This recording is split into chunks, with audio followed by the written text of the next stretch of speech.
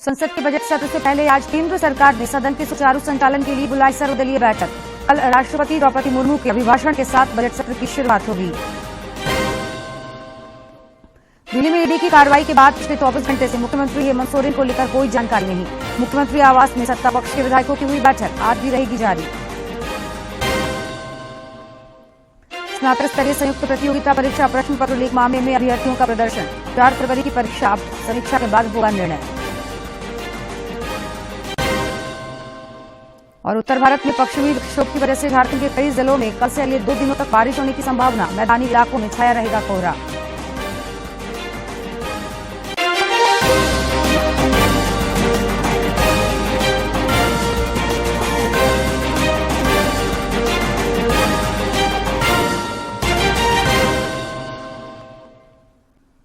नमस्कार, खबरें झारखंड में आपका स्वागत है। मैं हूं जयलक्ष्मी और अब समाचार विस्तार से।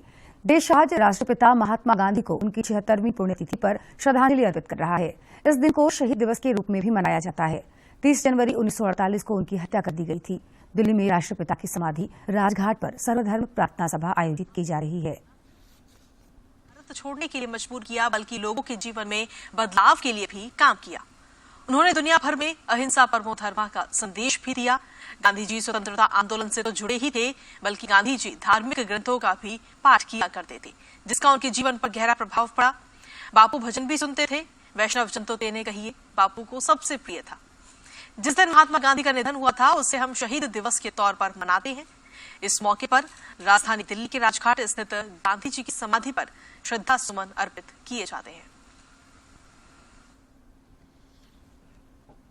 संसद के बजट सत्र से पहले सरकार ने दोनों सदनों में सुचारू कार्यवाही सुनिश्चित करने के लिए आज सर्वदलीय बैठक बुलाई है। बजट सत्र कल 31 जनवरी को शुरू होगा और 9 फरवरी तक चलेगा। कल राष्ट्रपति द्रौपदी मुर्मू के अभिभाषण के साथ बजट सत्र की शुरुआत होगी। केंद्रीय वित्त मंत्री निर्मला सीतारमण 1 फरवरी को अंतरिम बजट पेश करेंगी। दोनों सदन में सुचारू कार्यवाही सुनिश्चित करने के लिए सर्वदलीय बैठक बुलाई है। बजट सत्र 31 जनवरी से 9 फरवरी तक चलेगा। संसदीय कार्य मंत्री प्रहलाद जोशी लोकसभा और राज्यसभा में राजनीतिक दलों के नेताओं के साथ बैठक करेंगे। 31 जनवरी को राष्ट्रपति द्रौपदी मुर्मू के अभिभाषण के साथ बजट सत्र की शुरुआत होगी। वित्त मंत्री निर्मला सीतारमण 1 फरवरी को अंतरिम बजट पेश करेंगी।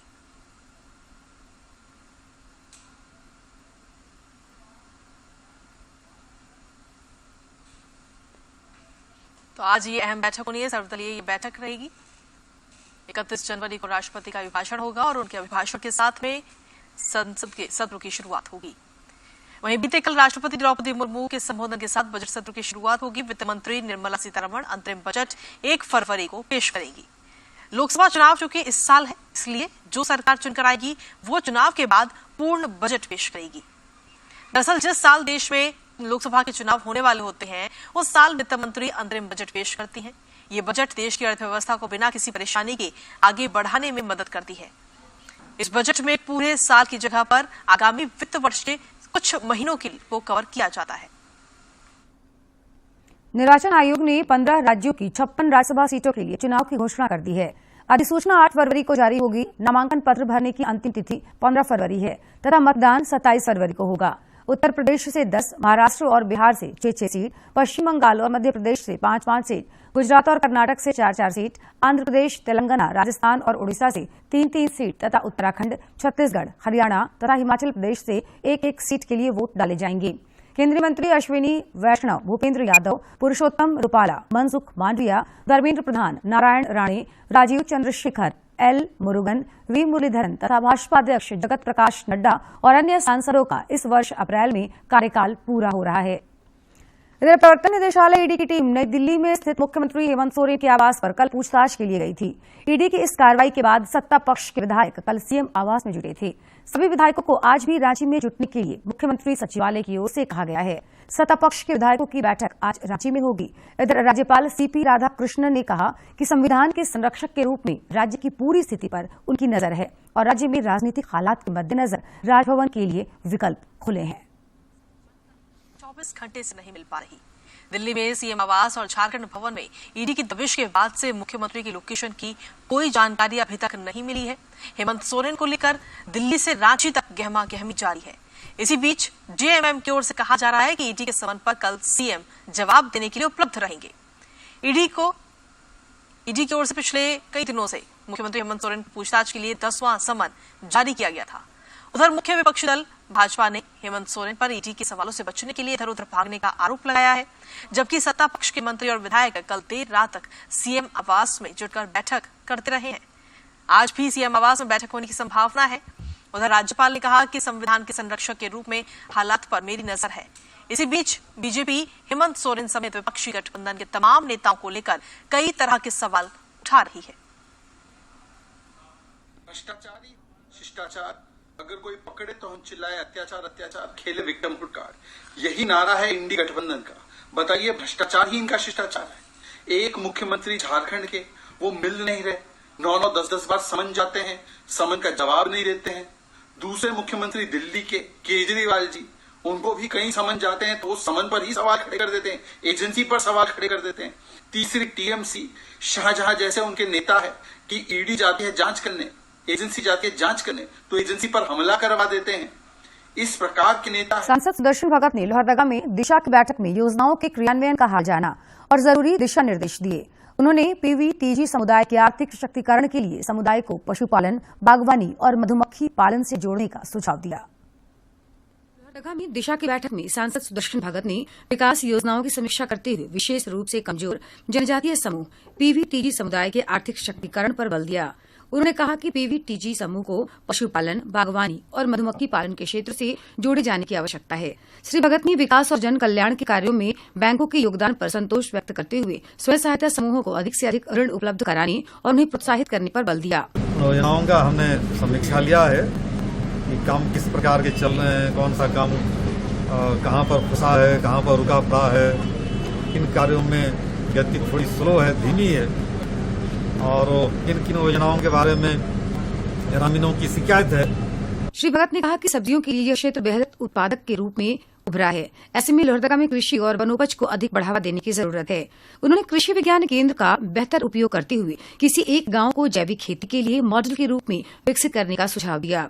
श्री भगत ने संबंधित अधिकारियों को हिदायत देते हुए कहा कि योजनाओं का लाभ समाज के अंतिम व्यक्ति तक पहुंचाना सुनिश्चित किया जाए। हमने आज की बैठक में विभाग के पूरे जिला के खास करके केंद्र से जुड़े सभी योजनाओं पर हमने जिला के सभी पदाधिकारियों को हमने ही निर्देशित किया है कि सभी काम समय पर पूरा हो और गुणवत्तापूर्ण हो।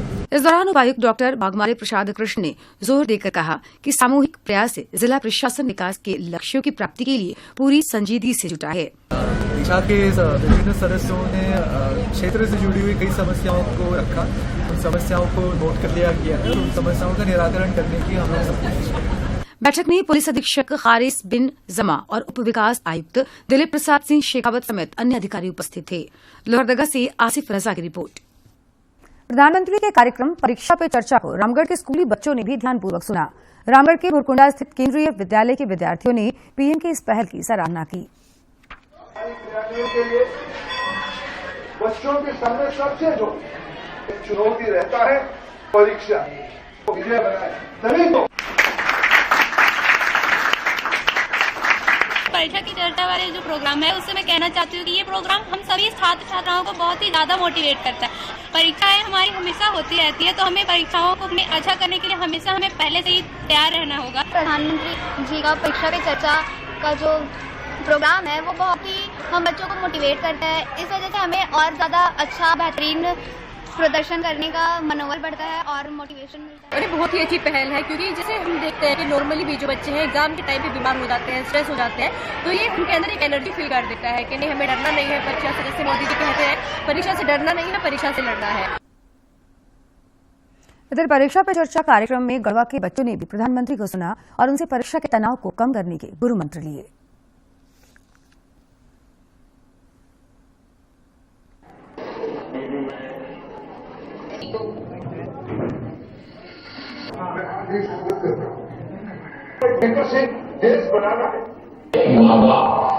परीक्षा पे चर्चा 2024 की माननीय प्रधानमंत्री जी की बातें सुनी, इससे हमें यह पता चलता है कि परीक्षा में किसी प्रकार की घबराहट नहीं होनी चाहिए, हमें किसी विकट परिस्थिति में डरना नहीं चाहिए। प्रधानमंत्री जी का परीक्षा पे चर्चा देखा और इससे हमें बहुत सीख मिलती है। इससे हमें परीक्षा को कैसे बिना तनाव के दिया जा सकता है और आगे हमें अपने जितने भी प्रॉब्लम्स हैं उसको कैसे मैनेज करके चला जा सकता है, मैंने यह सीखा है।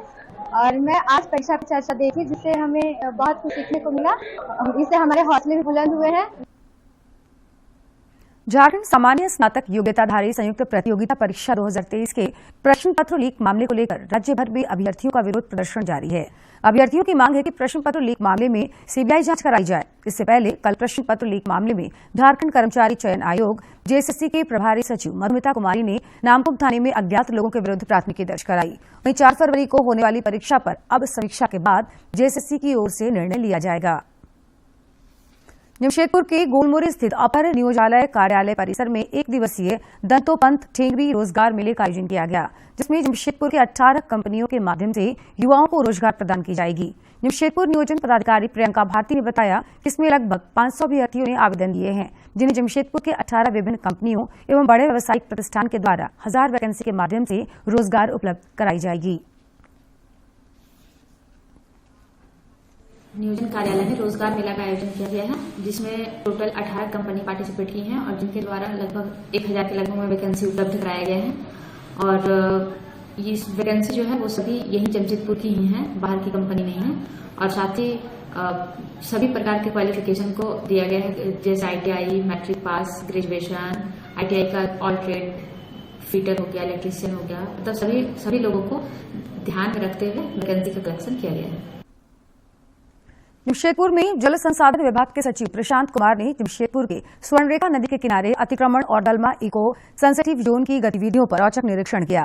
स्वर्णरेखा नदी किनारे अवैध निर्माण और दलमा रेंज में फैक्ट्रियों का दौरा किया। एनजीटी को लगातार शिकायतें मिलने पर जांच कमेटी का गठन किया गया और संबंधित अधिकारियों और जिला के उपायुक्त के साथ कई स्थानों का औचक निरीक्षण किया गया। दिल्ली और बाद में फिर कलकत्ता के डायरेक्शंस पे एक कमेटी बनाई गई थी ऑनरेबल कोर्ट के द्वारा, ट्राइब्यूनल के द्वारा, जिसमें कि सचिव जल संसाधन विभाग में, उपायुक्त जमशेदपुर, इसके अलावा सेंट्रल पोल्यूशन कंट्रोल बोर्ड के प्रतिनिधि, स्टेट पोल्यूशन कंट्रोल बोर्ड के प्रतिनिधि और ministry of forest and environment government of India के प्रतिनिधि हैं। और हम लोग को डायरेक्शन यही दिया गया था कि जो शिकायत उनको मिली थी एनजीटी को कि स्वर्णरेखा नदी के किनारे रिवर बेड पे काफ़ी इंक्रोचमेंट हो रहा है, उसी क्रम में हम लोगों ने पूरे नदी के दोनों किनारों का सर्वे पहले ही करवा लिया था अंचलाधिकारियों से और इको सेंसिटिव जोन। जमशेदपुर के साक्षी थाना परिसर में खोए मोबाइल फोन वितरण अभियान का 7वां चरण आयोजित हुआ। पुलिस ने 351 मोबाइल उनके धारकों को लौटाया। मौके पर मुख्य अतिथि वरीय आरक्षी अधीक्षक किशोर कौशल ने मोबाइल प्राप्त करने वाले को बधाई दी। इस अभियान के तहत अब तक 1788 मोबाइल फोन लौटाए जा चुके हैं। रवली रानी साहू और प्रदीप से रेशमा दास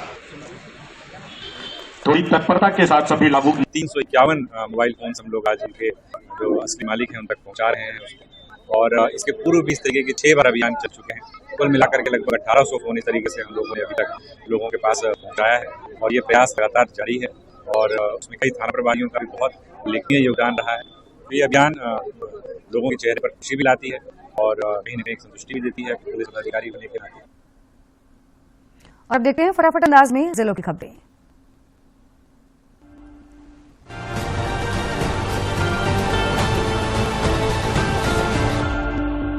उपराजधानी दुमका में आगामी लोकसभा चुनाव को लेकर विभिन्न स्तर पर तैयारियां शुरू कर दी गई हैं।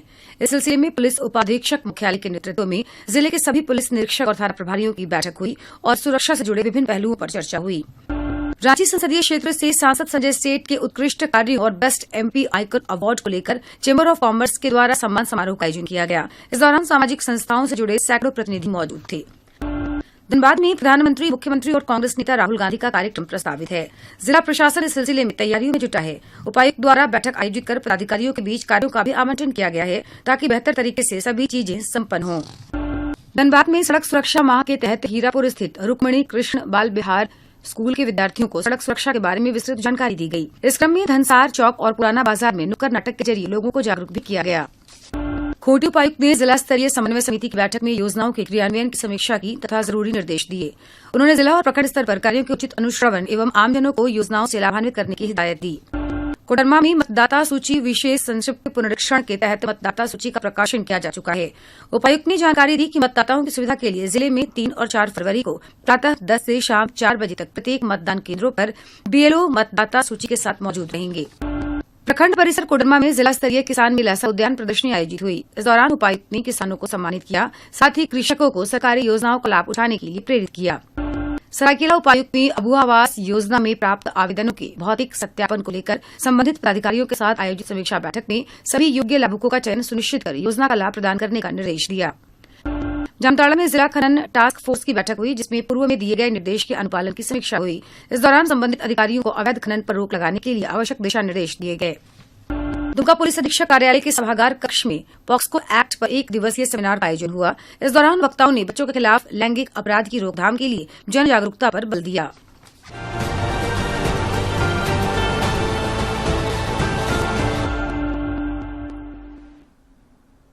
यूनेस्को विश्व विरासत सूची में मराठा सैन्य परिदृश्य का नामांकन किया जाएगा। इसमें महाराष्ट्र का सालहेर किला, शिवनेरी किला, लोहगढ़, खंडेरी किला और रायगढ़ शामिल है। यूनेस्को की विश्व विरासत सूची में मान्यता के लिए मराठा सैन्य परिदृश्य से जुड़े स्थलों का नामांकन होगा। इसमें महाराष्ट्र का सालहेर किला, शिवनेरी किला, लोहगढ़, खंडेरी किला, रायगढ़, राजगढ़, प्रतापगढ़, सुवर्णदुर्ग, पन्हाला किला, विजयदुर्ग, सिंधुदुर्ग और तमिलनाडु का जिंजी किला शामिल है। विविध भौगोलिक क्षेत्रों में बने ये किले 17वीं और 19वीं शताब्दी के बीच बनाए गए हैं, जो मराठा शासन द्वारा की गई असाधारण किलेबंदी और उनकी सैन्य प्रणाली का प्रतिनिधित्व करते हैं।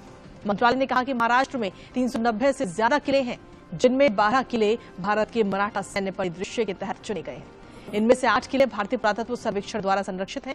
वर्तमान में भारत में 42 विश्व धरोहर स्थल हैं, जिनमें से 34 सांस्कृतिक स्थल हैं, 7 प्राकृतिक स्थल हैं और जबकि 1 मिश्रित स्थल है। झारखंड के कई जिलों में कल से अगले 2 दिनों तक बारिश हो सकती है। मौसम विज्ञान केंद्र रांची की ओर से बताया गया कि उत्तर भारत में पश्चिमी विक्षोभ की वजह से कल से मौसम में बदलाव रहेगा। राज्य के मध्य और दक्षिणी जिलों में कल कई स्थानों पर हल्के से मध्यम दर्जे की बारिश हो सकती है। वहीं 1 फरवरी को संथाल परगना, मध्य और दक्षिणी हिस्से में कहीं कहीं बारिश होने की संभावना है। मौसम विभाग ने बताया कि इस दौरान न्यूनतम तापमान में 3 से 4 डिग्री सेल्सियस की वृद्धि हो सकती है। वहीं अधिकतम तापमान में गिरावट आएगी और मैदानी इलाकों में कोहरा छाया रह सकता है। 8.3 डिग्री सेल्सियस, चाईबासा में 10.6 डिग्री सेल्सियस, बोकारो थर्मल में 9.2 डिग्री सेल्सियस, गिरिडीह में 9.7 डिग्री सेल्सियस रिकॉर्ड किया गया है। अब बात करते हैं कि आने वाले दिनों में मौसम कैसा रहेगा। तो 29 और 30 ये 2 दिन राज्य में आपको मौसम शुष्की देखने को मिलेगा। सुबह हल्का कोहरा के बाद में दिन में थोड़े आंशिक बादल देखने को मिल सकते हैं। 31 से मौसम में आपको थोड़ा सा चेंजिंग देखने को मिलेगा, थोड़ा सा बदलाव देखने को मिलेगा। उत्तर भारत में पश्चिमी विक्षोभ का असर है, साथ साथ में जेट स्ट्रीम का भी असर देखने को मिल रहा है। इस कारण से झारखंड में भी थोड़ा सा मौसम में तब्दीली देखने को मिलेगा। और 31 तारीख को अगर बात करें तो झारखंड के दक्षिणी भाग और उससे सटे हुए मध्य भागों में कुछ जगह पे हल्के से मध्यम दर्जे की आपको बारिश देखने को मिल सकती है। और अब सेहत की बात में आज मिर्गी के लक्षण और उनके उपचार के बारे में बता रहे हैं एक्सपर्ट। दौरे पड़ने की समस्या कई लोगों को प्रभावित करती है। इसके कारण और प्रभाव अलग अलग लोगों में भिन्न हो सकते हैं। कुछ मामलों में दौरे मिर्गी रोग की वजह से उत्पन्न होते हैं। मिर्गी एक ऐसी बीमारी है जो मस्तिष्क को प्रभावित करती है। मिर्गी होने पर व्यक्ति को बार बार दौरे पड़ते हैं, जिन्हें फिट्स भी कहा जाता है। मिर्गी आमतौर पर बचपन से लेकर किसी भी उम्र में उत्पन्न हो सकती है। दौरा पड़ना मिर्गी का सबसे आम लक्षण है। हर दौरा मिर्गी नहीं होता। कई लोगों को मिर्गी हुए बिना भी जीवन में कभी कभी दौरे पड़ सकते हैं। दरअसल मस्तिष्क में कोशिकाएं होती हैं, जिन्हें न्यूरॉन्स कहते हैं। विद्युत आवेगों के द्वारा ये एक दूसरे के साथ संचार करती हैं। दौरा पड़ने के दौरान विद्युत आवेग बाधित होते हैं, जो मस्तिष्क और शरीर के असामान्य व्यवहार करने का कारण बनते हैं। गंभीरता हर व्यक्ति में अलग हो सकती है, यानी दौरे के प्रकार अलग हो सकते हैं, जो इस बात पर निर्भर करता है कि मस्तिष्क में दौरा कहां से शुरू हुआ। अधिकांश दौरे 30 सेकंड से 2 मिनट तक चलते हैं। मिर्गी रोग का सही इलाज करवाना आवश्यक है। ऐसा करने से प्रभावित व्यक्ति के जीवन को बेहतर बनाया जा सकता है और मिर्गी रोग के कारण होने वाली जटिलताओं से बचाव किया जा सकता है। किरण भारद्वाज, डीडी न्यूज। और नजर डालते हैं वेनिस कार्निवल की खूबसूरत झलकियों पर।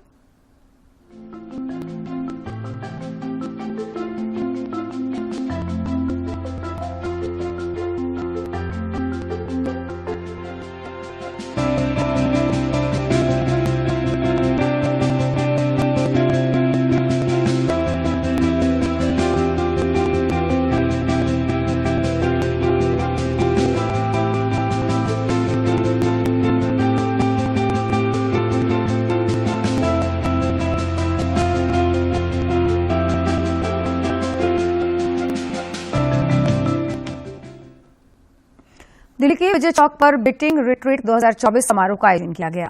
75वें गणतंत्र दिवस समारोह के समापन के प्रतीक के रूप में आयोजित इस समारोह में थल सेना, नौसेना, वायुसेना और केंद्रीय सशस्त्र पुलिस बल के संगीत बैंड ने अद्भुत प्रस्तुति दी। इस पर खास बातचीत की है हमारे संवाददाता गिरीश निशाना ने।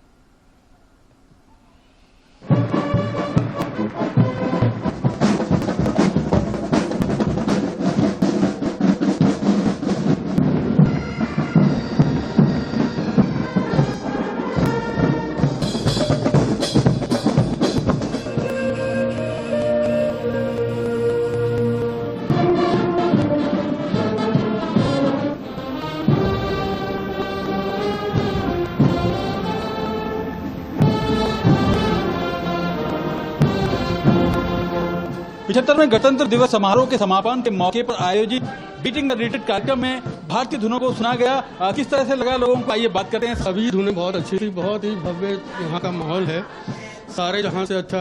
और उसके बाद जो हमारे जी लता मंगेशकर जी का जो सब बहुत ही प्रचलित गाना है, मेरे वतन के लोगों जरा आंख में भर ले पानी, और जो बांसुरी वादन था सभी 2-3 बैंड ने बजाया, बहुत ही अच्छा था। फर्स्ट टाइम देखा है, पहली बार देखा, और बहुत ही हृदय स्पर्श करने वाला, एकदम बहुत बढ़िया। मेरे वतन के लोगों जो न्यू सॉन्ग ऐड किया। और खबरों के अंत में एक नजर मुख्य समाचार पर। संसद के बजट सत्र से पहले आज केंद्र सरकार ने सदन के सुचारू संचालन के लिए बुलाई सर्वदलीय बैठक। कल राष्ट्रपति द्रौपदी मुर्मू के अभिभाषण के साथ बजट सत्र की शुरुआत होगी। दिल्ली में ईडी की कार्रवाई के बाद पिछले 24 घंटे से मुख्यमंत्री हेमंत सोरेन को लेकर कोई जानकारी नहीं। मुख्यमंत्री आवास में सत्ता पक्ष के विधायकों की हुई बैठक आज भी रहेगी जारी। स्नातक स्तरीय संयुक्त प्रतियोगिता परीक्षा प्रश्न पत्र लीक मामले में अभ्यर्थियों का प्रदर्शन। 4 फरवरी की परीक्षा, अब समीक्षा के बाद होगा निर्णय। और उत्तर भारत में पश्चिमी विक्षोभ की वजह से झारखंड के कई जिलों में कल से अगले 2 दिनों तक बारिश होने की संभावना। मैदानी इलाकों में छाया रहेगा कोहरा।